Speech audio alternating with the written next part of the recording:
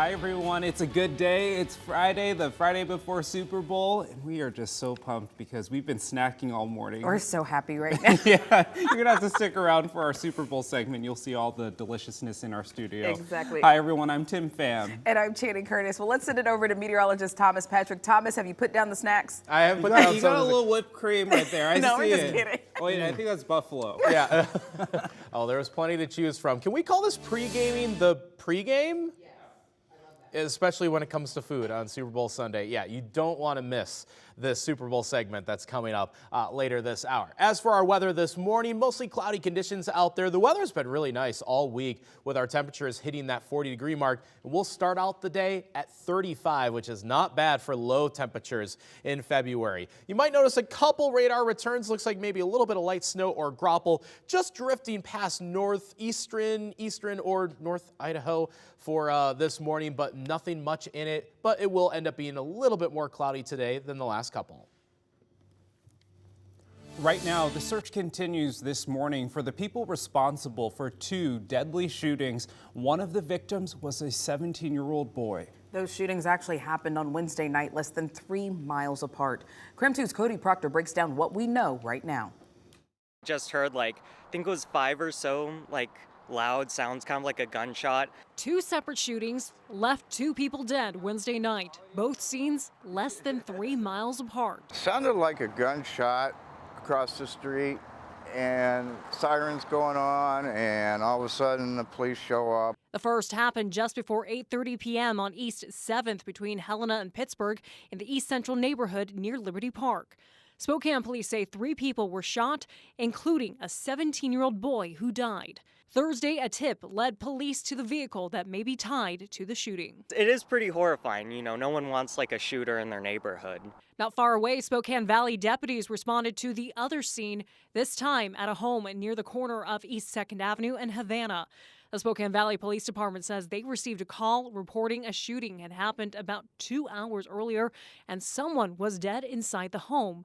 When deputies arrived, they found a man dead on the living room floor. It's crazy that it happened right across the street. Something like this is not surprising, but pretty shocking that someone died. Deputies spoke to 3 people at the property. They were released without charges. Major crimes detectives stayed on scene through the night and into Thursday. Officials say it's unknown if this shooting has any connection to the East Central shooting. Well, no arrests have been made at this time. Both shootings remain under investigation. If you have any information on either of these 2 shootings, you are asked to call Crime Check. Our ongoing Boomtown series tracks growth throughout our region. A new housing program is launching in Kootenai County today, and our Nicole Hernandez first told us about this program last year when it was just in the planning stages. This morning, she's showing what the website looks like now. Kootenai Homeshare is officially online as of this morning, so now anyone can log into the website here and put their applications in under the Applications tab. Anyone who's interested in providing housing or looking for housing. Kootenai Homeshare is a local branch of a national program that helps match people who are looking for housing with people who have extra room. And a program like this is the first in the state of Idaho. It's been a year and a half in the making, and Coeur d'Alene City Council member Kiki Miller says there's already providers and home seekers in the queue ready to apply. These are people that our community needs, local workers that need to live where they work. So that need for housing is the middle piece of what our community needs to thrive. She says this interest has really shown how many people in our area are looking for housing. It's a simple process. You can go to homesharekc.com to fill out an application. Then everyone who applies, whether you're providing housing or looking for housing, has to go through a background check. Once that background check is done, ambassadors will start doing interviews and making matches. And once there's a match, there's a 2-week trial period. And if it works, then that's that. Kiki Miller says she's expecting the program to have some of its first matches at the end of this month. In the newsroom, Nicole Hernandez, KREM 2 News. Well, rising rent prices have become more and more of a problem in the inland Northwest, and now a new study shows just how expensive it's gotten to rent a home in Spokane. So we rented a house in Cheney, and we had lived there for years. Last year said he was going to raise the rent. If we signed a lease, it would be a 30% increase. If we did not sign a lease, it was going to be a 50% increase. And we could not find anywhere to move that was at all affordable. Monday on Up with KREM, Channing Curtis is kicking off KREM 2's Boomtown Week by taking a look at rising rent prices throughout the Inland Northwest and what local leaders are doing to make more housing affordable for everyone. Well, Gonzaga great Dan Dickow had his jersey honored prior to tip-off at last night's game against San Francisco. Well, Dickow's number 21 jersey will now hang in the kennel alongside Adam Morrison, Kelly Olynyk, Frank Burgess, and John Stockton.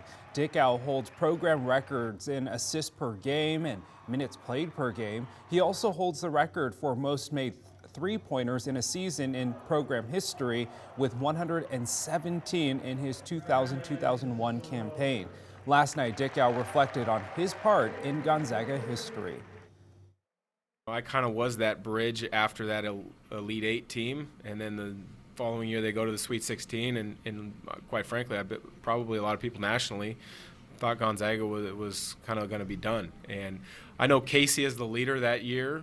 When he was a senior, I was a junior. You know, we didn't want it to end on our watch. You know, and then it just kind of built from there. Well, after the jersey retirement ceremony, the Zags hit the court against San Francisco. Sports Director Travis Green has more on the much-needed bounce back for the Zags. Well, Gonzaga seemed ready to blow off some steam following Saturday's overtime loss at St. Mary's, and they did so from the very get-go tonight. 60 points in the first half and beating San Francisco by 18.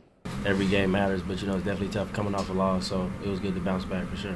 It was a big night for a trio of starters. Drew Timme with 21 points and just over 20 minutes on the floor. Rasheer Bolton with a game-high 23 points, and Anton Watson finishing with a double-double. But after the game, the team's compliments were mainly on the guys off the bench, in particular Hunter Salas, who's continued to grow as a defensive force, and his shots coming along.